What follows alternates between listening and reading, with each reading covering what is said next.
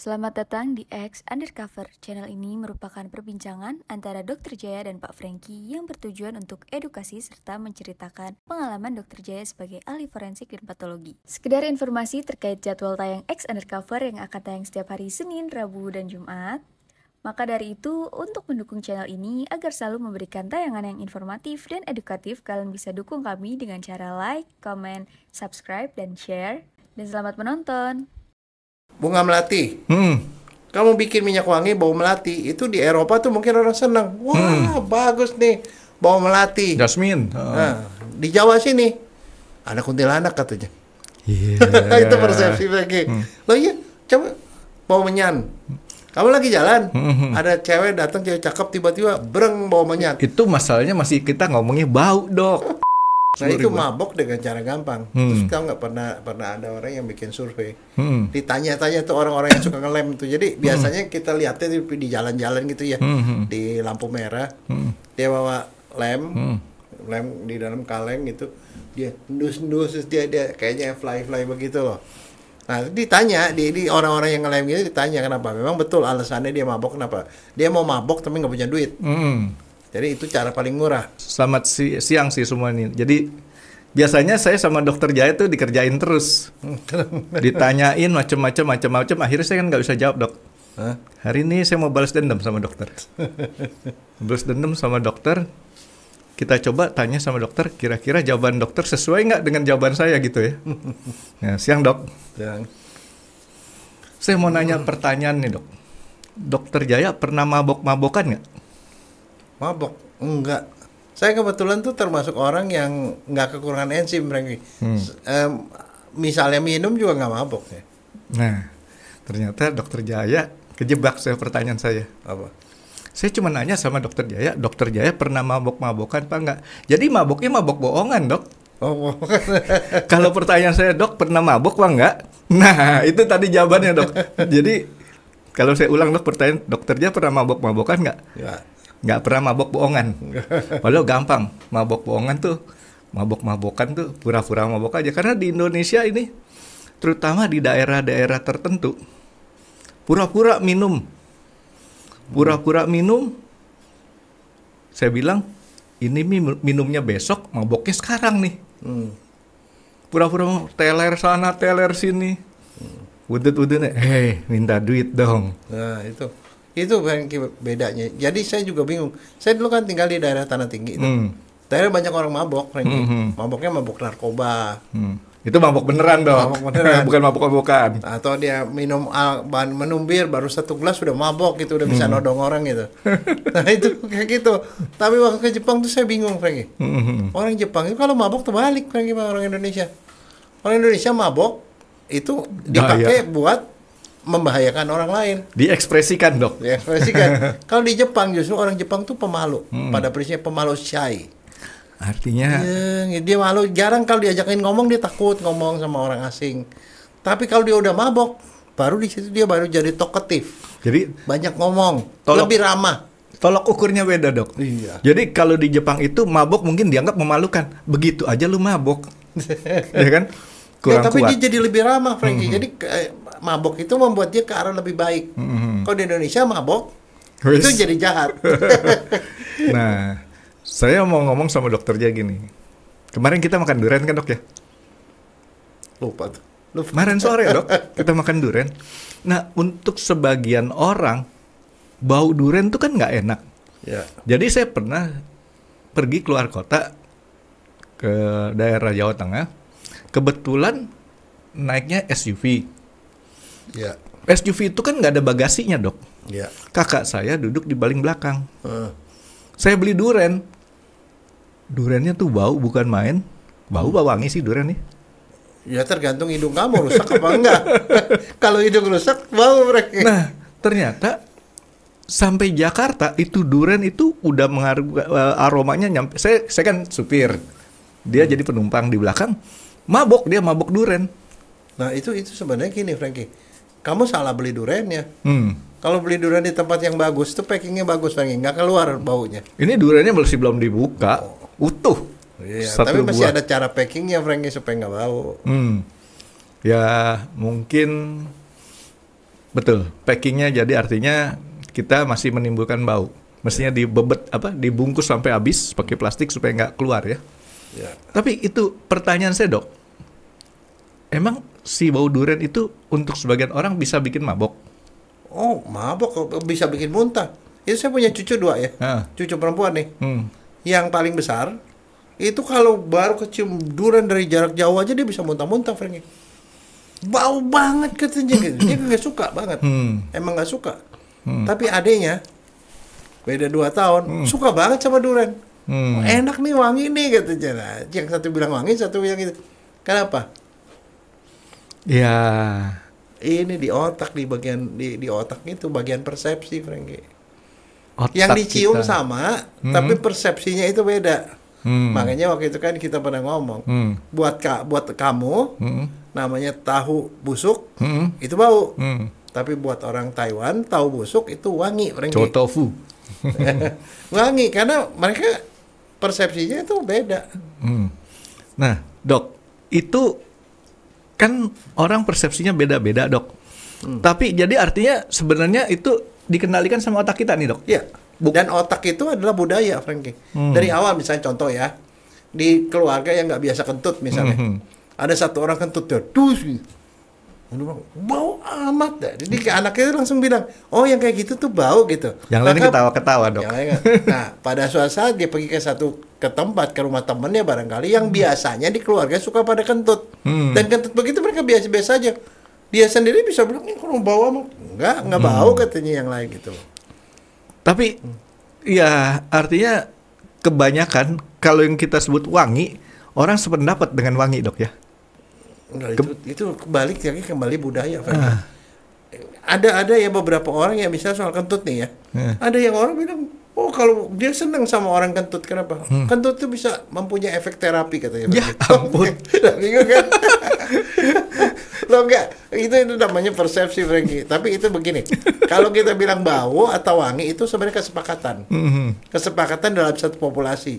Orang kentut hampir 90% bilang itu bau, maka dia itu jadi bau itu. Jadi konotasi persepsi bau. Tapi di satu tempat yang seperti itu dia bilang wangi, ya wangi. Misalnya dia balik, misalnya contoh deh soal nato. Nato itu bau. Nato itu ya sejenis kacang kedelai difermentasi, bentuknya seperti tauco. Dan kalau tauco itu kan cair, ada biji-bijinya. Kalau dicium ya baunya bau tauco gitu. Ada orang yang suka tauco, ada yang enggak loh. Nah baunya seperti itu. Kalau dirasain rasanya rada-rada asin gitu ya, asin-asin. Nah kalau dimasak sama ikan, enak kan? Ikan saus tauco itu enak buat orang. Ya karena dia diajari enak. Maksudnya kerapu saus tauco, Dok. Ya. Nah, seperti itu. Tapi kalau misalnya di Jepang itu difermentasi gitu, tapi fermentasinya nggak cair. Bentuknya kental seperti ingus. Seperti ingus, baunya bau banget, jauh lebih bau, mungkin 3 atau 4 kali lebih bau daripada tauco. Rasanya tawar, tawar.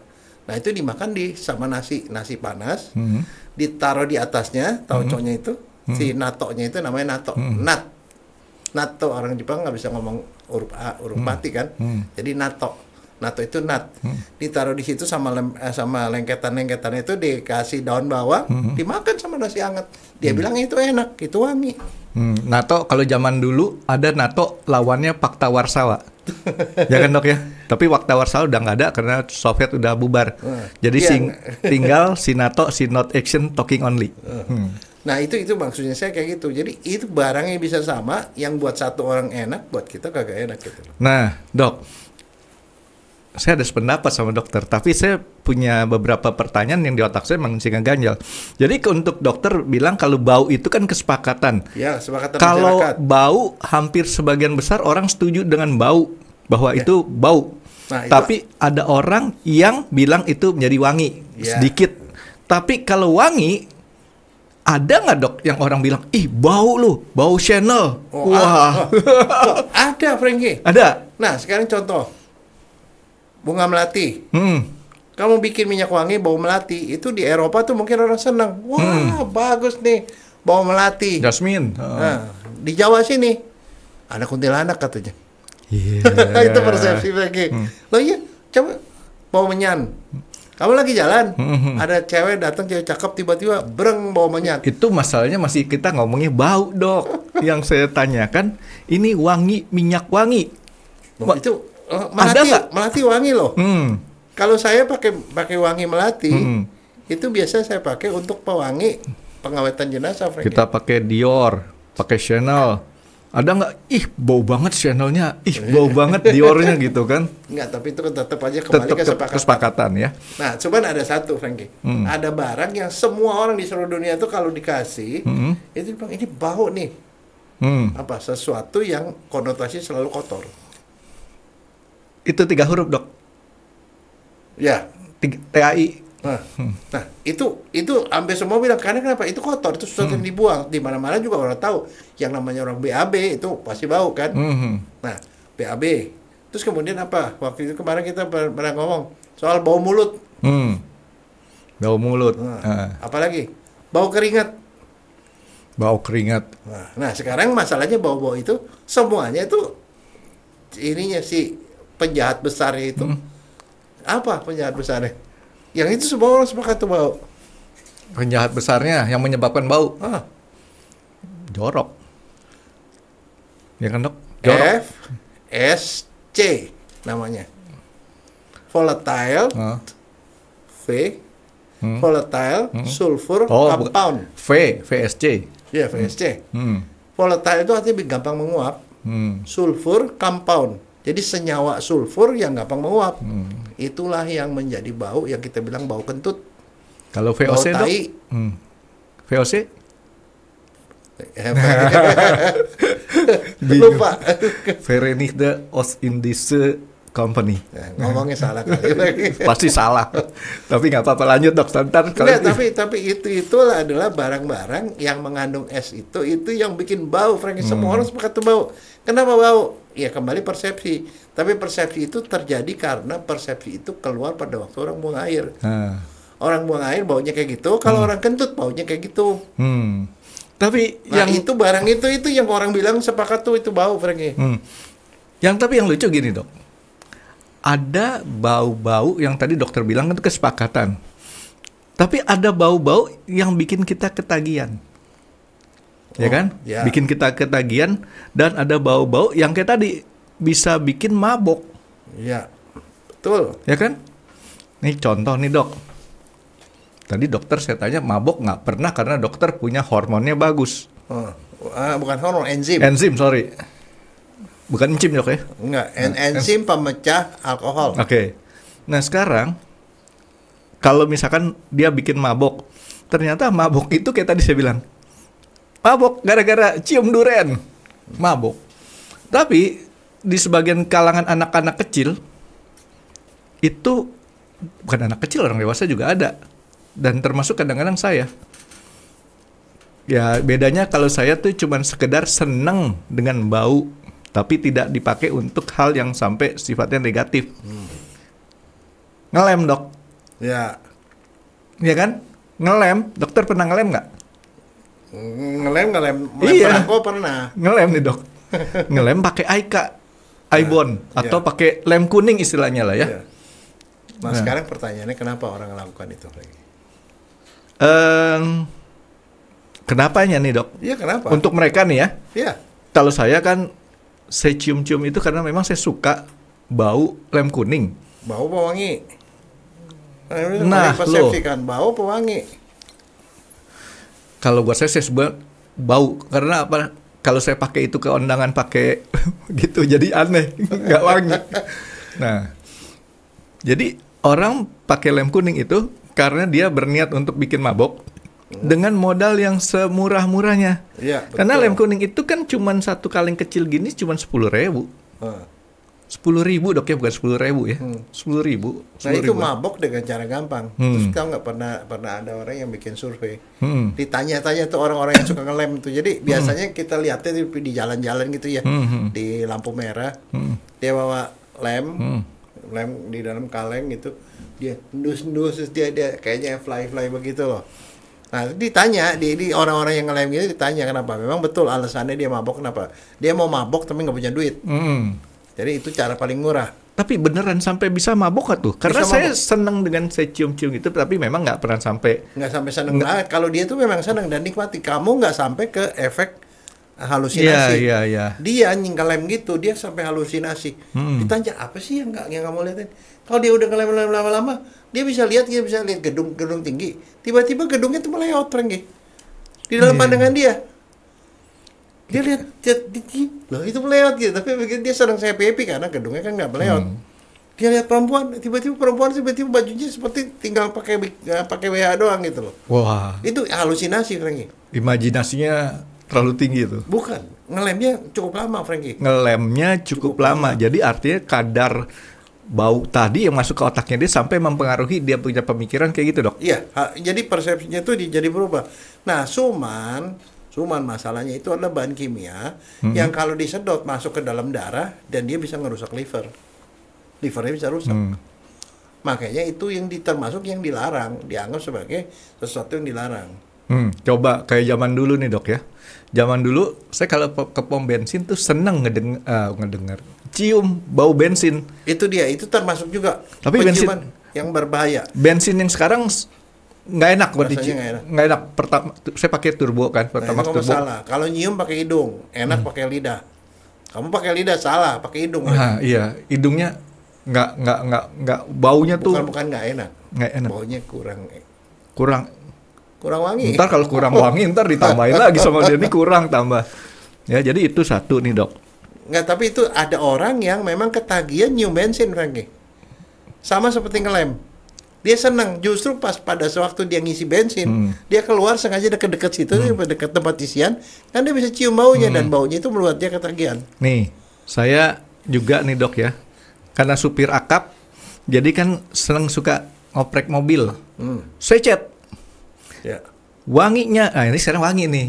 Cet. Wanginya thinner itu enak tuh. Nah, itu juga sama, thinner itu dipakai orang untuk mabok, Franky. Mabok. Dan kalau kamu cium lama-lama itu mabok juga, dan thinner juga sama, bisa ngerusak liver. Oh, jadi Jadi artinya itu termasuk yang tidak normal, nggak boleh diterus-terusin.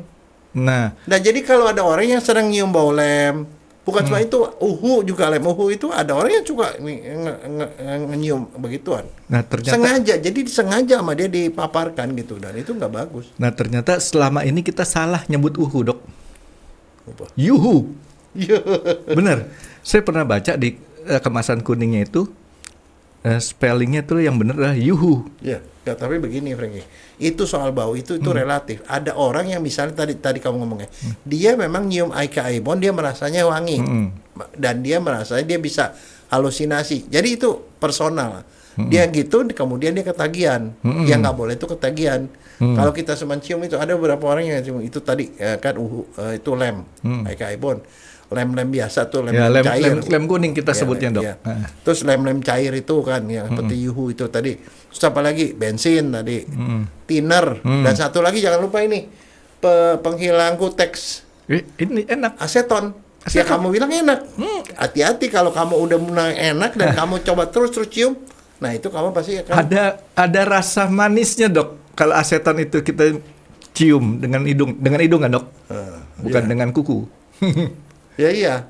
Tapi itu adalah barang-barang yang berbahaya, Franky. Nah, problemnya adalah ada bau atau wangi yang bisa bikin kita kemudian adiktif, ketagihan, cium yang kayak begitu, Dok.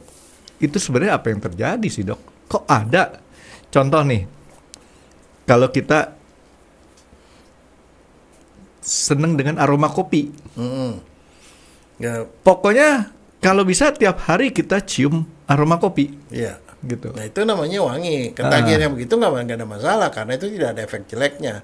Tadi yang kita ngomong yang jelek-jelek tuh, Franky. Ini yang buat kita ketagihan enggaknya tuh masuknya lewat mana? Artinya Masuk lewat darah. Penciuman itu kan dia masuk butir-butir baunya partikel bau itu diterima oleh saraf penciuman aja di hidung. Hidung bagian dalam nih, pas di sini nih, di antar mata itu di belakang itu ada seperti kayak atap, stalagmit. Ya atap kayak gini. Di atapnya keluar rumbai-rumbai itu saraf-saraf penciuman. Saraf penciuman tuh kayak gitu, dari atap dia keluar. Nah dia tuh yang nangkepin partikel bau. Partikel bau dibawa ke otak. Nah diolah di bagian persepsi. Nah persepsi itu kemudian menerjemahkan berdasarkan pengalaman dia waktu kecil. Orang bilang ini pisang bau amat katanya. Pisang bau amat ya, bisa pisang bau. Atau ini pepaya bau amat. Nah dia bilang, oh itu bau gua nggak suka karena mama gua nggak suka. Nah itu persepsi itu udah baru datang di otak. Artinya yang bikin ketagihan ini dok, sesuatu yang dipersepsikan sama dia enak. Dan abis itu masalahnya ada beberapa bahan yang bikin ketagihan. Nah yang bikin ketagihan itulah yang nggak bahaya, yang bahaya. Jadi artinya gini, kamu pergi ke pom bensin, kamu senang bau bensin, senang, tapi nggak ketagihan. Tapi pada saat setiap hari kamu harus nyium bau bensin, nah disitulah baru masalah. Artinya otak kamu udah bilang, gue mau bau itu. Kamu misalnya makan durian, senang bau durian, ya senang udah. Kalau ada bau durian nggak mau senang. Nggak tapi masalah pada saat gitu. Kalau kamu ketagihan satu hari kalau nggak ada durian, kamu marah sama istri gitu. Nah itu berarti udah ketagihan, Nggak berani dok. Hah? Dimarahin balik dok. Enggak, maksudnya itu loh, itu bedanya di situ, Frankie. Nah tetapi ada satu, ini soal bau nih ya. Ada bau yang bersifat pribadi, Frankie. Kamu pernah tahu nggak? Kamu pernah piara binatang nggak? Itu mah kepiara suka banget. Nah, binatang semua itu punya siklus. Namanya siklus estrus. Ya, si Miko tuh kalau si Mola tuh 6 bulan sekali dia dok. Ya. Jadi pada saat dia ada period, si Mola tuh selalu diciumin sama si Miko tuh, diikutin terus. Karena pada waktu itu dia keluarin telur. Dia keluarin telur. Nah pada waktu keluarin telur dia keluarin hormon. Hormon itu keluar berupa bau. Baunya di sekitar kelamin. Kadang-kadang juga di bawah keringat. Nah itulah yang kemudian membuat pasangannya yang jenis kelaminnya berbeda akan ngikutin dia. Karena itulah undangan alam. Estrus itu adalah undangan alam bahwa dia mau dikawin pada saat itu karena pada saat itu udah ada telur yang matang. Jadi kalau kemudian dia bisa menarik laki-laki atau yang laki-laki, kemudian mereka melakukan persetubuhan, ya kopulasi namanya kalau di dalam binatang. Nah kalau melakukan itu kemungkinan jadinya gede. Nah itu penting untuk pelestarian alam, Frankie. Nah jadi artinya, nah yang dikeluarin apa? Baunya namanya feromon. Feromon. Tapi konyolnya dok, Loh, si Mola. Nggak nih, saya Jangan ngomong si Mola. Si Mola nih dok, udah si Mikonya nafsu dok, galak, gigitin terus si Miko. Mikonya takut dia. Bukan, emangnya harus galak. Jadi memang pada saat itu memang mereka harus bertengkar. Oh iya dong. Sandiwara banget. Supaya ya jadi berkesan kan. Nah jadi makanya sekarang gini, kamu liatin deh kalau di kebun binatang juga sama. Kalau ada satu binatang tuh lagi sedang estrus, dia dikejar-kejar sama banyak biasa satu perempuan dikejar-kejar sama laki-laki banyak. Dan bahkan kalau di kalangan kambing atau sapi itu mereka bisa berantem tuh, bisa. Yang jantannya. Iya. Siapa yang paling kuat? Nah itu dia yang kemudian menang. Terus kalau misalnya burung, kamu liatin ya burung deh. Kalau di film-film dokumenter ya. Kalau burung itu yang laki-laki kan semuanya yang bagus-bagus kan. Wah, dia adu ini, dia parade. Adu cantik. Nah, yang paling cantik itu kemudian baru punya hak untuk mengawini si yang perempuannya itu loh. Nah, itu estrus feromon. Nah, itu sebabnya kadang-kadang seorang laki-laki nih pernah ketemu sama satu orang perempuan. Pada waktu dia masih remaja gitu ya. Si perempuannya lagi sedang ovulasi, sedang estrus kalau binatangnya, estrus kalau kalau perempuan, kalau manusia namanya ovulasi. Dia mengeluarkan bau yang kemudian attract orang, sehingga kalau mereka melakukan hubungan pada saat itu kemungkinan jadinya besar, Jadi artinya makanya orang lagi subur-suburnya dok. Oh, gue kok baru sekali gitu. Nah itu perannya bau itu loh, Frankie. Dan bau itu kalau dia sekali udah begitu, dimanapun perempuan itu tetap dikejar. Itu yang nerangin kenapa cowok bisa tergila-gila sama satu orang perempuan, karena bau, Frankie. Feromon namanya. Feromon bukan ferosa dok. Tapi setiap perempuan itu baunya beda-beda. Beda-beda. Jadi artinya sebenarnya drama itu, Frankie, kalau dibilang dia sama istrinya so jaim. Dia bilang, loh kok lu masuknya ke rumah tetangga? Gue pikir istri gue pikir rumah gue itu bohong, Frankie. Karena kenapa? Maksudnya dia cium bau yang dia udah kenal tuh feromen bukan yang lain gitu loh. Makanya Kacau Dok, itu. ada ungkapan. Kalau istri itu nggak boleh kasih baju bekas kepada pembantunya. Nanti majikan laki-lakinya salah Salah apa? kamar. Karena dianggapnya baunya bau dia kan. Nggak, itu feromon. Itu benar-benar, dan itu di dalam dunia binatang itu memang itu dikenal.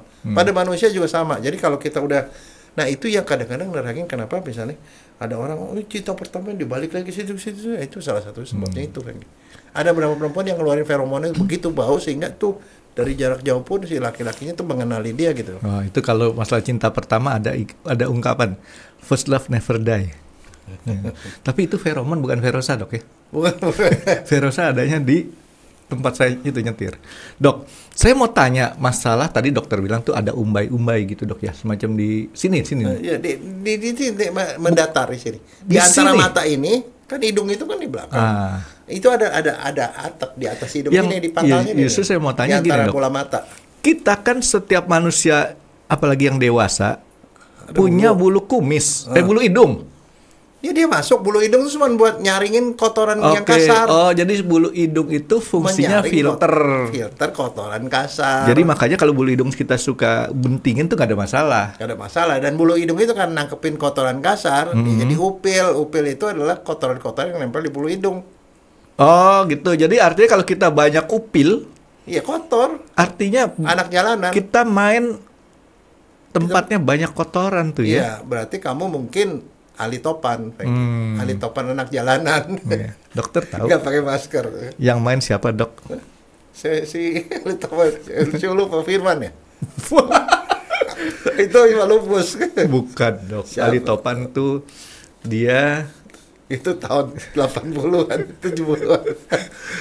Ahli topan anak jalanan. Jadi itu buat teman-teman yang belum tahu tuh pada waktu 80-an tuh ada film ahli topan anak jalanan, jadi anak muda ya rambutnya ada gondrong ya, kurus, naik motor berangkat dari jadi novel dulu Dok. Terus itu banyak lah anak-anak perempuan gitu yang mengidolakan cowok gagah nih naik motor gitu kayak gitu. Kalau dia punya motor, kalau nggak punya motor naik sepeda Dok.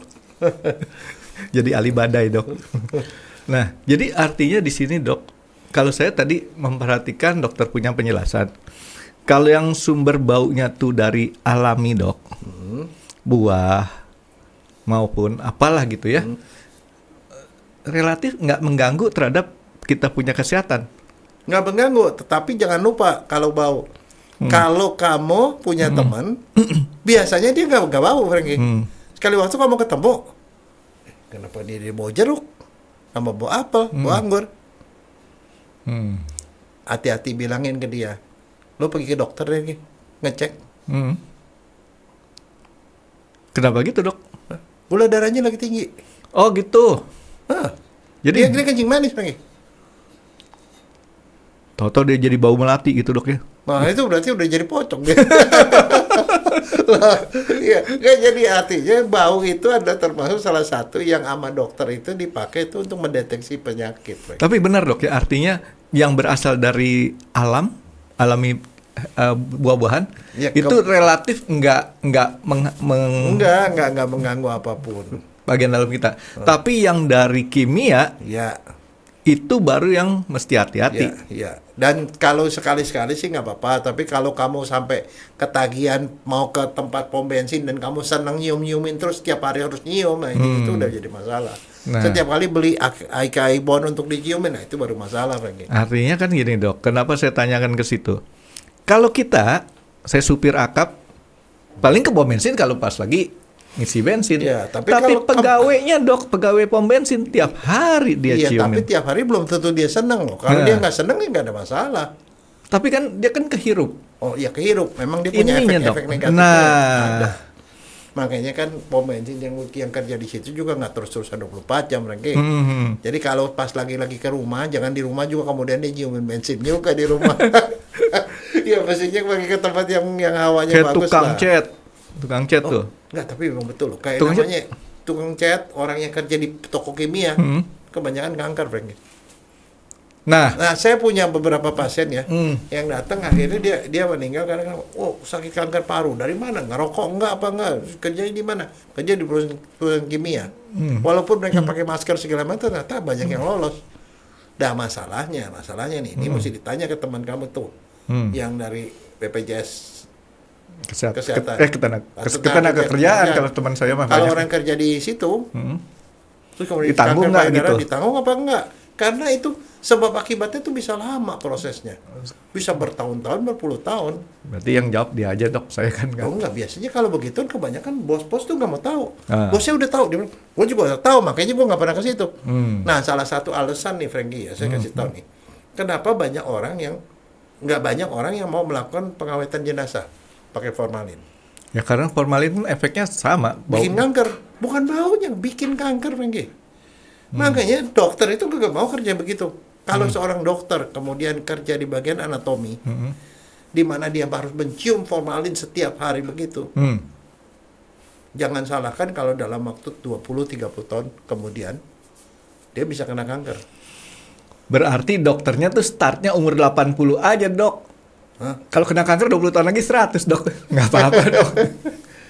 Gitu. Enggak, tapi maksudnya saya itu termasuk jadi pengaruh lingkungan yang bau-bau itu yang bisa berbahaya untuk orang.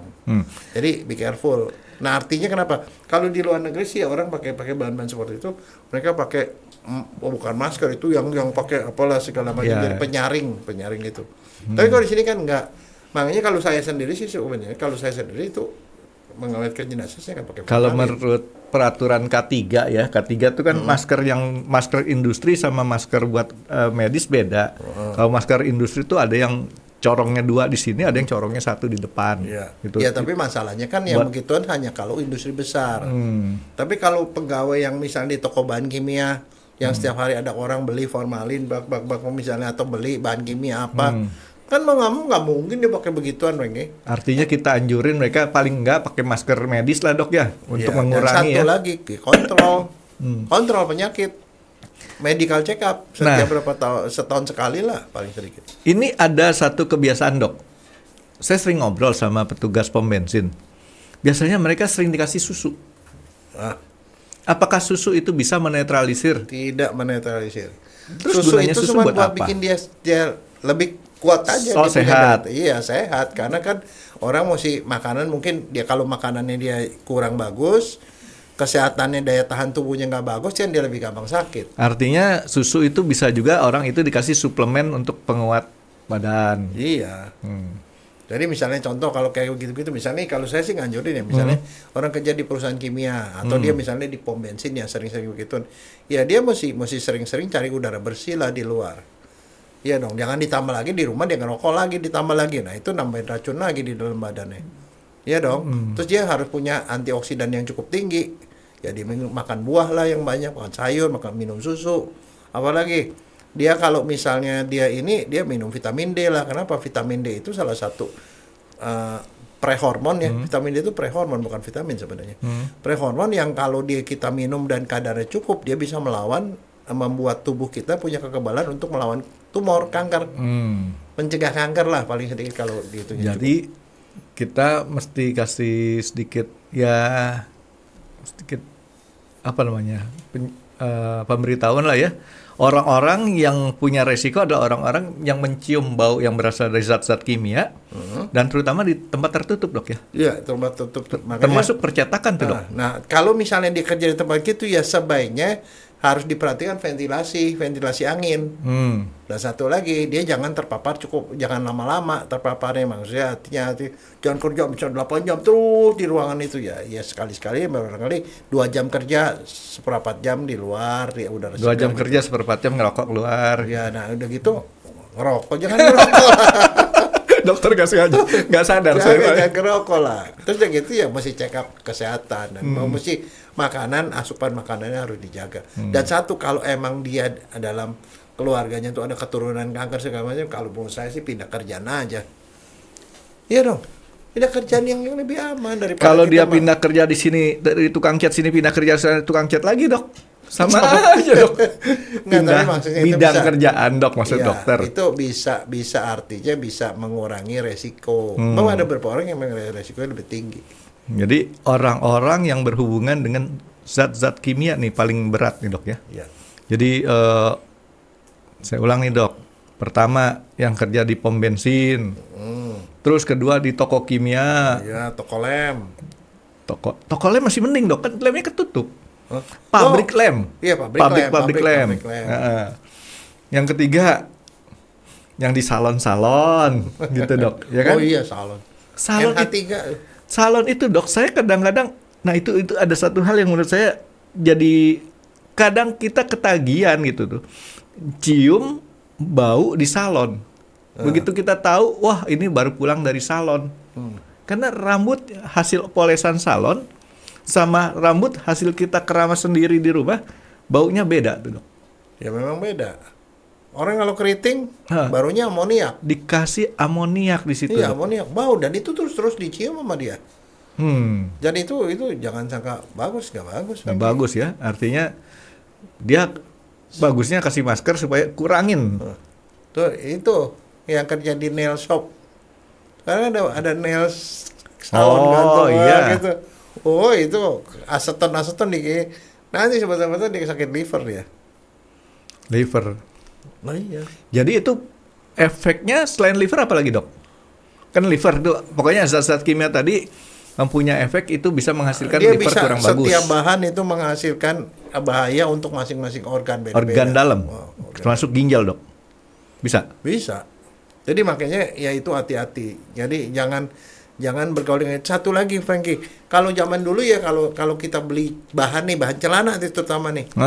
Ke toko bahan celana, cari yang bahan warna ini gini-gini bawa ke situ, baunya apa? Perih. Perih. Apaan? Itu formalin. Ya, formalin. Betul ya? Dia dipakai formalin, kenapa?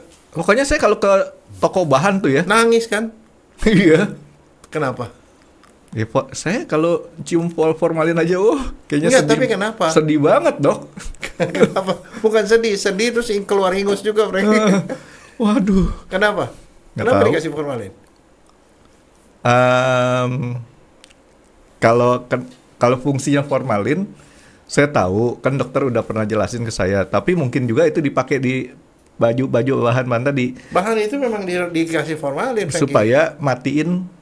Supaya kagak ada rayap, nggak ada kecoa, nggak ada tikus. Lo kamu aja nggak suka apalagi tikus. Tikus. Dia nggak mau lah ke tempat kayak begituan, dia pergi. Gitu. Jangan bilang tikus dok, Siti. Siti apa? Si tikus. Enggak, itu tikus, kecoa. Sekarang kebayang kalau ada kecoa dia bawa kecoa, Frankie. Bahannya. Kalau bau ada kecoa, ada tikus, ada rayap, habis lah itu bajunya. Itu kan mereka sama mereka ditumpuk-tumpuk begitu. Nggak bisa lah mereka jaga itu. Artinya orang yang bekerja di tempat toko tekstil juga punya resiko dok ya? Iya, makanya jangan nongkrong di dalam tokonya melulu. Keluarlah sedikit cuci mata di luar. Nggak pedih. Yeah. Nah, itu makanya sekarang ini Pak Franky ya. Ini di rumah duka nih. Banyak orang yang mengawetkan jenazah itu dengan pakai formalin. Ya. Formalin yang keras itu loh, seperti itu. Nah, kemudian setelah diformalin, apa yang terjadi? Jenazahnya dikaku, kayak batu, warnanya coklat, kayak kayu, dan keluar bau perih. Persis seperti kayak di toko tekstil tadi saya bilang. Makanya di beberapa rumah duka yang ada pengawetan jenazahnya masih pakai formalin murni, ada cirinya, Franky. Cirinya apa? Kan dimasukin ke peti jenazahnya. Hitam. Biasanya mukanya hitam, keras. Keluarga nggak bisa dekat-dekat lagi setelah diformalin. Karena pedih. Dia bisa nangis tuh. Itu bisa merangsang orang jadi nangis. Bukan sedih, tapi karena perih. Makanya biasanya petinya tuh ditaruh di teras, Franky. Di luar. Supaya baunya berangin-angin. Iya. Nah, kalau ada tamu masuk ke ruangan AC. Jadi antara teras sama itu ada pintu. Jadi kalau mau ngeliat jenazahnya di sebelah belakang. Itu salah satu itu. Atau dikasih exhaust. Jadi pencegahannya pokoknya supaya ada sirkulasi yang cukup di situ, dok. Ya, supaya yang datang tuh tidak sedih. tidak nangis. Pasti Nah, sedih, Dok. kecuali kalau ada beberapa tempat yang formalinnya pengawetan jenazahnya itu nggak pakai formalin, atau formalinnya kadarnya minim banget sampai tidak menimbulkan efek itu. Biasanya cirinya adalah hasil pengawetan jenazahnya itu mukanya tidak hitam, tidak keras, dan bisa disimpan di ruang AC bersama tamu. Nah itu cuma beberapa rumah duka doang yang begitu. Dokter kan praktekin tuh. Enggak, saya cuma mau ngomong aja bahwa itu adalah salah satu, karena itu masalah itu. Karena di beberapa negara ya, itu pengawetan dengan formalin itu udah dilarang, beberapa dilarang, nggak boleh. Karena itu bisa, sudah diketahui formalin itu bisa menimbulkan kanker. Kalau kena kulit. Kalau kena pernapasan bisa bikin kanker di dalam badan. Makanya itu termasuk yang nggak diperbolehkan. Jadi mereka mencari bahan-bahan yang jauh lebih lebih alamiah dan lebih nggak bahaya gitu. Tapi kan kalau kita beli banyak untuk sebagian orang nggak bikin kanker, Dok ya? Ya enggak lah. Ini kankernya kanker kantong kering, Dok, karena formalin nggak terlalu mahal kan, Dok? Iya enggak tahu. Mahal nggak sih? Itu import, Franky. Oh, importnya. Import. Tapi sekarang bukan soal mahal apa enggak, tapi itu menjadi barang yang langka karena sejak ada penyalahgunaan, dipakai penyalahgunaan untuk membuat tahu. Oh iya. Untuk pengawetan ikan, mie, kemudian dilarang. Jadi untuk membeli formalin itu susah, kecuali tenaga kesehatan yang memang punya kepentingan untuk itu. Biasanya itu dipakai buat lab, buat forensik. Kalau di forensik itu harus. Jadi itu mereka untuk belinya juga dibatasi gitu. Jadi ditanya tuh keperluannya buat apa. Jadi nggak boleh sembarangan. Tapi kalau tukang duren nggak perlu kan, Dok ya? Nggak perlu, buat apa? Tukang duren nih, Dok ya, yang bisa bikin ketagihan nih, Dok ya. Duren, nangka, cempedak. Itu buat beberapa orang, kembali lagi NB buat beberapa orang. Kalau kamu tanya 10 orang belum tentu 10-10-nya suka. Nah misalnya contoh ya. Tunggu, dokter suka nggak bau duren? Kalau saya suka, tapi cucu saya dia nggak suka. Bau nangka suka? Nggak, biasa aja. Cempedak? Nggak, biasa aja. Berarti dokter tidak termasuk yang 10. Nggak, itu termasuk juga jengkol. Orang bilang, jengkol bau begitu siapa? Ada orang yang suka bau jengkol. Jadi makanya sekarang ini, orang yang jual jengkol itu dia tetap pede, Franky. Ditawari 10 orang yang mau satu, tapi satu itu kalau dari penduduk Jakarta 10 juta, satu itu berapa banyak, berapa ribu, Franky. Dan dia bisa tetap jalan. Artinya biarin aja deh, masing-masing orang suka dengan suka masing-masing. Misalnya contoh nih, kalau saya di rumah saya ya, beli pepaya, potong pepaya, satu cucu saya tuh yang bisa muntah-muntah karena bau pepaya. Saya nggak suka. Bau, dia bilang, karena baunya seperti bau burung betet. Bukan, Dok. Enggak, tapi bau katanya. Tapi yang satu cucu saya tuh senang banget sama itu. Saya trauma makan pepaya, Dok. Kenapa? Pernah ketiban pepaya ya? Bukan. Jadi gini, saya pernah ngelihat pepaya dihancurin. Ya artinya entah itu saya lupa di blender atau apa, kan itu bentuknya jadi kayak bubur pepaya. Sementara ada anak kecil bayi keluarnya persis kayak pepaya. Enggak, tapi begini. Itu bikin saya trauma. Pepaya itu ada baunya yang nggak semua orang suka. Tapi nggak ada masalah, tetap ada orang yang suka, Franky. Jadi kamu orang yang jualan pete, jualan jengkol, jualin pepaya, nggak ada masalah. Ada yang suka, ada yang enggak. Itu normal aja. Jadi jangan kecewa kalau kamu nawari 10 orang, 8 nggak suka gitu. Itu kalau 8 nggak suka berarti 20% suka. Itu aja bisa cukup bikin kamu kaya, Franky. Karena jualan itu ada yang beli. Ya kan? Jadi nggak usah putus asa, Franky. Tapi itu tau nggak? Kenapa bisa begitu? Karena cucu saya yang doyan pepaya itu dari kecil disodokin pepaya. Dari sejak bayi. Kasih makan pepaya, ini buat dia tuh enak. Nanti cucu dokter ketemu saya ajak pepaya di blender, terus sebelahnya ada bayi atau muntah. Nggak ada masalah. Nggak ada masalah. Saya kalau dari kecil bisa makan pepaya, begitu gara-gara itu sekali udah selesai. Kamu nggak belajar, orangnya nggak suka belajar. Nggak suka. Kalau orang suka belajar, nggak apa-apa dia pelajari itu, nggak apa-apa. Saya pemalas dong, nggak mau belajar. Nggak belajar, itu namanya pengalaman, nggak apa-apa. Tapi itu biasanya kalau anak yang kecil nggak pernah dicobain. Kalau saya sih, kalau anak saya ya, dari sejak kecil saya makan durian, saya colekin durian, pepaya diolekin pepaya, jadi apapun dia doyan gitu. Itu harus dibiasakan, Bang.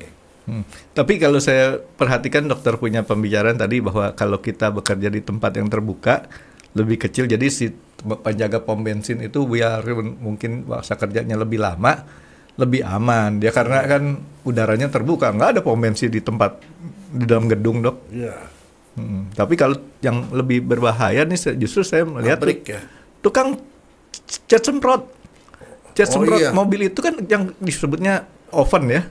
Oven itu tertutup. Enggak, tapi mestinya mereka pakai masker, mestinya. Iya, pakai itu dan maskernya mesti masker yang kimia. Masker kimia atau masker industri, bukan masker medis. Tapi kan yang jadi masalah adalah walaupun ada SOP, kadang-kadang mereka tetap aja abai. Karena nggak ngerti bahayanya. Nah, itulah yang namanya kesehatan kerja, Frankie. Dokter okupasi, kesehatan kerja itu diajari seperti itu. Mestinya mereka dididik dulu. Sama dokter dikasih penerangan begini-begini apa bahayanya, apa gunanya pakai masker dan segala macam. Kadang-kadang mereka lakukan itu karena mereka nggak tahu. Sama juga misalnya soal orang yang kerjaan, petani. Nggak ada tuh yang namanya pertanian tuh nggak pakai insektisida, Frankie. Insektisida semua bahaya buat kita, bisa bikin kanker, bisa sesak napas, apa segala macam. Tapi masalahnya, lihat aja tuh petani di Indonesia, di beberapa tempat ya kamu lihat ya orangnya, semprot pokok susu dia pakai masker juga kagak. Pakai lengan pendek, nggak pakai sarung tangan, sudah dicium-cium. Itu jangan salahkan nanti mereka itu yang akan jadi penyakit nanti pada waktu mereka umur berapa gitu. Tahu nggak kenapa saya ketawa, Dok? Kenapa? Waktu dokter bilang petani itu nggak pakai masker, saya pernah ngelihat petani bawa masker, tapi maskernya ditaruhnya di sini. Oh, iya keren, Frank. Makanya saya heran. Itulah perlu kita sadar. Enggak, tapi itu yang kurang apa, Frankie? Sosialisasi dan pendidikan. Jadi mereka harus dididik bahwa itu bahaya gitu loh. Tahu nggak alasannya apa, Dok? Apa? Kalau pakai masker ngap katanya susah napas katanya. Ngap. Iya. Jadi makanya dia bawa masker, tapi maskernya ditaruh di sini, dimasukin gitu kan? Di elbow di sikutnya sini. Udah semprot aja deh. Ya, itu bahaya sekali, Frankie. Jadi makanya mestinya sih kalau yang benar ya, dia pakai lengan panjang, pakai sarung tangan, pakai tutup kepala, pakai masker. Udah selesai dia pulang ke rumah mandi pakai sabun. Karena kenapa? Dengan mandi pakai sabun itu segala macam infeksi yang ada itu nggak nyerap kembali, nggak nyerap ke badan. Yang ada di itu dia nyerap semua, yang lewat pernapasan masuk langsung ke dalam. Itu bahaya. Jadi, nah yang kurang apa? Pendidikan, edukasi, sosialisasi tentang bahayanya itu. Semuanya itu bahaya kan, itu bahan kimia, Frank. Nah, tadi bau-bau tadi bisa diserap lewat kulit nggak sih, Dok? Bisa. Ada beberapa bau yang bisa nyerap ke kulit, dia bersekutu dengan kita punya jaringan lemak. Nanti pada saat kita keringat baunya keluar lagi, Frank. Itu yang makanya dulu saya pernah ngomong kalau dokter forensik gali kubur, itu yang paling mantep itu kalau dia udah dikubur 2 minggu sampai 2 bulan. Itu baunya luar biasa, Frank. Jadi kalau orang yang nggak biasa, bukan dokter forensik, ya begitu dia dibuka itu petinya atau kain kafannya langsung bisa muntah-muntah, Frank. Tapi kalau kita nggak, kita udah lumpuh soalnya. Oke, selesai. Nah, baunya itu masuk ke kulit, Frank. Dia nyerap kulit, masuk ke lemak kita. Kita cuci mandi, cuci hidung, cuci kuping, semuanya pokoknya udah bersih, keramas. Nah, bau yang masuk ke sini bisa nyampe ke pembuluh darah juga, Dok? Enggak, dia nyerap di situ. Berhenti jadi artinya sudah difilter di kulit nih, Dok ya? Nanti habis begitu, nah baru kerasa waktu kamu pergi ke tempat umum. Tempat orang kita keringetan, baunya keluar lagi tuh, Frank, bersama keringat. Dokter mesti coba-coba jalan-jalan ke Sampang, Dok. Kenapa? Sampang itu relatif ada hal yang membuat saya terkesan. Apa? Saya pernah jalan-jalan ke Muara Baru, pelelangan ikan. Di situ khas kan bau pelelangan ikan, bau banyak ikan. Tapi kalau saya mohon maaf nih buat kawan-kawan yang di Madura ya, tapi saya lihatnya Sampang itu suatu hal yang sangat hidup bisnisnya. Tapi di daerah sana, di daerah mananya Sampang itu kan banyak orang jual ikan. Iya. Karena itu kan Madura itu kan sangat kaya dengan penghasilan ikan ya. Tapi baunya itu sepanjang jalan, Dok. Itu bau ikan. Iya. Akibatnya apa? Suatu ketika saya kebelet kencing. Mampirlah saya ke ada satu gerai swalayan kecil atau Indomaret atau Alfamaret itu. Begitu keluar, padahal cuma sebentaran keluar, masuk lagi Dok ke dalam mobil, ke bawah tuh, bau ikannya. Dan satu orang yang dagang ikan asin, Franky. Kalau pedagang-pedagang itu ada pedagang bumbu dapur segala macam, dagang ikan asin. Keringatnya bau ikan asin, Franky. Bau ikan asin. Dan itu kalau begitu orang bisa tahu, lo dagang ikan asin ya gitu loh. Ketahuan. Lo kan jadi bengkel ya, kok tahu oli. Berarti kalau yang dagang ikan asin kita beliin deodoran Dok. Deodoran buat di kesini kan ya. Tapi deodorannya rasa tuna Dok. Nanti diikutin sama kucing lagi. Kucing datang ikut gitu. Jadi enggak, tapi makanya bau itu sebagian besar bau tuh masuk ke kulit juga, ke serem. Misalnya contoh kalau orang yang kerja di perusahaan rokok atau di toko yang jual itu enak itu tuh. bau bener, badannya pun bau. Saya nggak ngerokok, tapi saya suka bau rokok. Rokok yang maksud saya rokok yang belum diisap ya, belum dibakar ya. Ya, tapi nah sekarang begini, bau-bau tadi yang kamu bilang itu bau itu menjadi normal untuk orang yang lingkungannya itu. Misalnya kayak di Sampang itu kalau ada orang lewat dia bawa ikan tuna misalnya, bawa ikan apa gitu, dia udah tahu itu orang Madura pasti, kan dari baunya. Yeah. Nah itu khas, Franky. Makanya gini, kan saya sering kemana-mana ke seluruh dunia, ternyata baunya itu memang baunya khas, Franky. Tiap daerah beda. Saya pergi ke pergi ke Bangladesh. Di sana mereka makannya kan kalau dagingnya kambing. Dia lewat tuh, baunya kita tahu. Semuanya bau kambing, Franky. Saya pernah sekolah di Belanda. Cewek, baunya bau keju semua, Franky. Betul, serius. Dan itu bau itu nyerap, dan buat mereka itu adalah bau normal. Tapi buat kita yang nggak biasa sama gitu, kan, kok bau gitu, bau keju kayak gitu. Itu nyerap lewat kulit, Franky. Dan itu bisa keluar lagi pada saat dia. Dokter suka nggak bau keju? Kalau buat roti, oke. Tapi kalau orang bau keju, kayaknya mau dimakan aja sama kita. Nyari keju yang pahit lagi Dok. Ada kan dokter tahu ada yang keju yang pahit tuh. Kalau namanya keju, saya udah negaranya pusing kepala saya, Franky. Saya tuh kan sekolahnya di sekolah reserse, Franky. Saya di sana dekat Belanda ya. Soesterberg namanya daerahnya. Kayak di situ. Itu roti. Jadi kita kalau mau makan tuh dikasih kartu. Roti. Bukan dikasih makanan Dok. Enggak, ini kayak supermarket gitu loh. Usia roti. Rotinya banyak, 250 jenis roti. Dalam satu kali penyajian. Bukan penyajian, itu kayak supermarket. Kita tinggal ambil aja berapa yang kita suka. Roti apa kita dikasih nampan gitu, taruh roti apa yang kita suka. Begitu terus pergi ke bagian ini keju. Kejunya ada 200 jenis. Mulai yang lembek, yang keras, yang ini dari berbagai macam binatang, ada yang bau, ada yang apa sih kalau sekian ratus. Pergi ke bagian dagingnya sekian ratus. Daging sekian ratus, coba kamu sebut daging Indonesia berapa? Kan paling ayam, ikan, apa sedikit. Dia 200 tuh daging mamalia semua. Ada daging reindeer lah, ada daging ini, daging ini. Nah, kalau dikombinasiin berapa tuh? Dokter secara matematik 200 kali 200 kali 200 berapa tuh? 200 pangkat 3, Dok.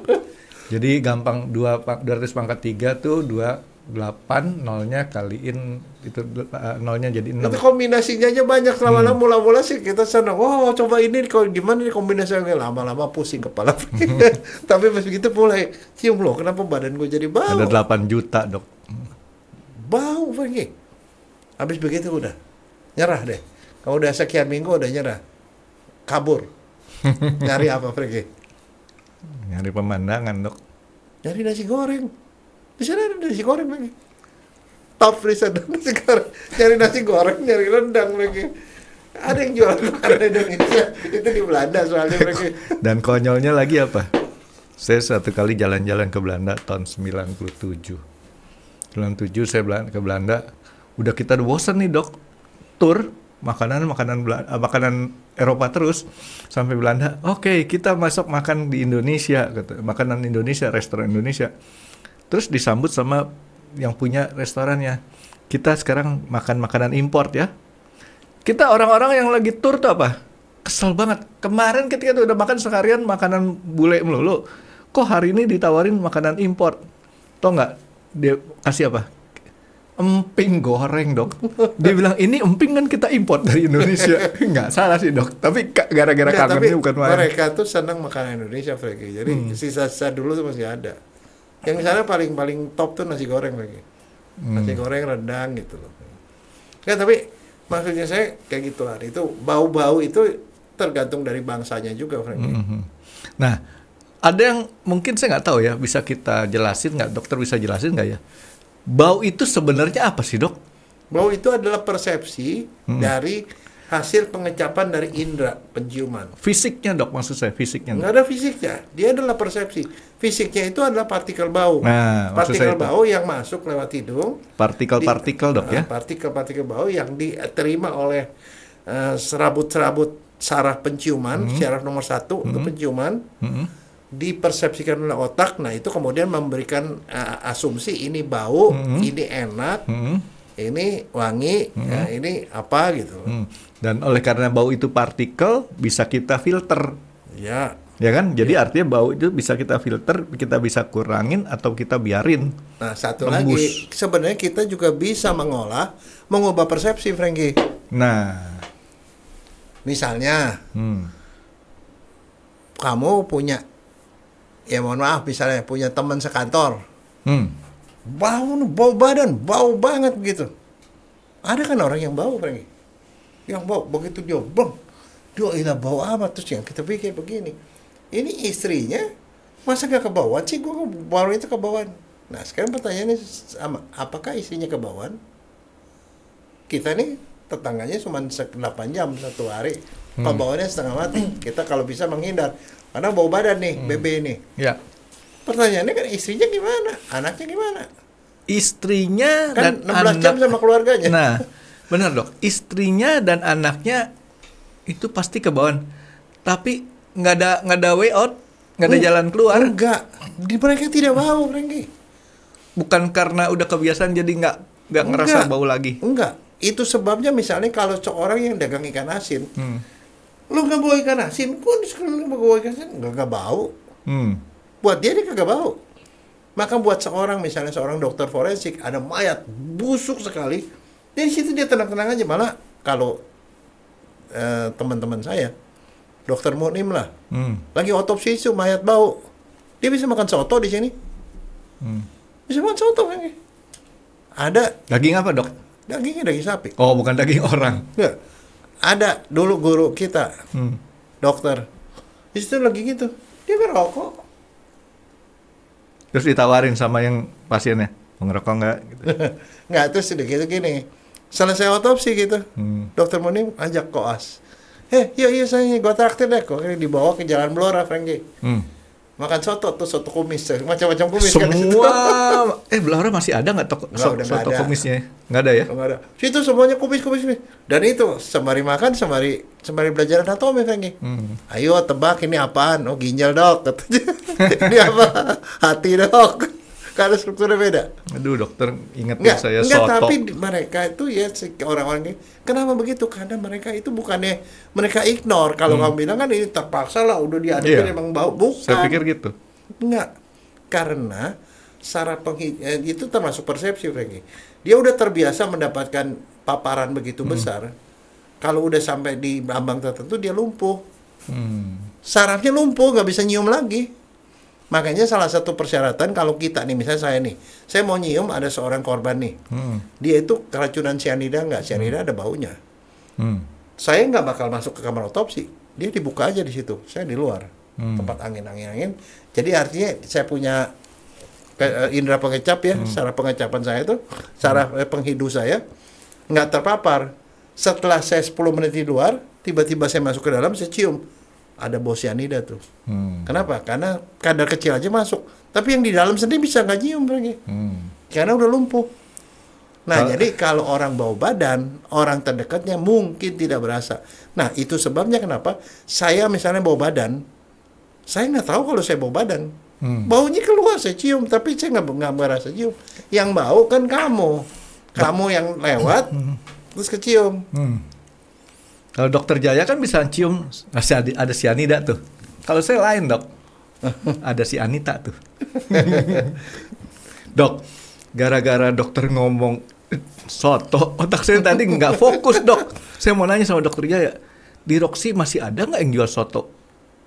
Kan itu yang suka, yang daerah ngetop zaman dulu nih, Dok. Blora, soto kumis. Roxy juga sama.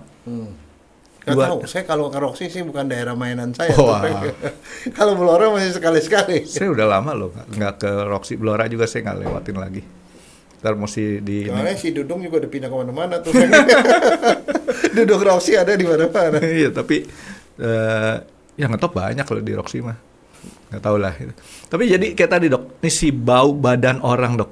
Orang yang punya bau badan itu tidak merasa dirinya bau. Makanya sekarang jadi masalah adalah dia itu menyebabkan lingkungannya terpapar kan. Orang sekitarnya merasa bau tapi nggak tega ngomong sama dia. Nah, yang terjadinya, jadi gimana caranya, bagaimana bersikap sama dia? Kalau kamu nih punya teman yang bau badan, bau banget gitu, bukan bau aja, bau banget, bang, bisa bikin kamu mabok. Apa yang kamu lakukan? Ini teman dekat apa teman baru kenal nih, Dok? Teman kantor lah, ya setengah deket lah. Terpaksa kamu harus ngadepin dia terus. Kalau sekali-sekali sih ketemu dia, masa bodoh lah dia bau, kan kita sama baunya sebentar. Teman kantor? Ya, teman kantor, satu kantor, dekat di satu ruangan gitu, dia bau. Kayak teman kantor makanya saya bilang gini, Ham. Oh, Ham namanya. Iya kan si Ilham. Ham, kamu beli deodoran di sana? Nggak sopan. Ya kan dia mah masih muda, nggak apa-apa kita gituin. Enggak, yang lebih sopan begini. Ham, gue habis jalan-jalan dari Singapura nih, gue punya deodoran keren loh. Wah, itu mah pakai modal, Dok. Kalau ini kan pakai modal dia sendiri. Kita suruh ke sana, ke Alfamart. Enggak, bukan deodoran. Begitu caranya, enggak gitu, Franky. Kalau saya sih enggak gitu. Ham, udah punya cewek belum? Belum, Dok. Oh, belum. Nih, tahu nggak bagaimana caranya supaya cewek dekat sama kamu nih? Kamu beli ini deodorannya merek ini, belinya di situ, harganya sekian. Itu lebih sopan, Franky. Nah, ada yang nggak sopan, kurang sopan, Dok? Tanya ya, Ham, udah punya cowok belum?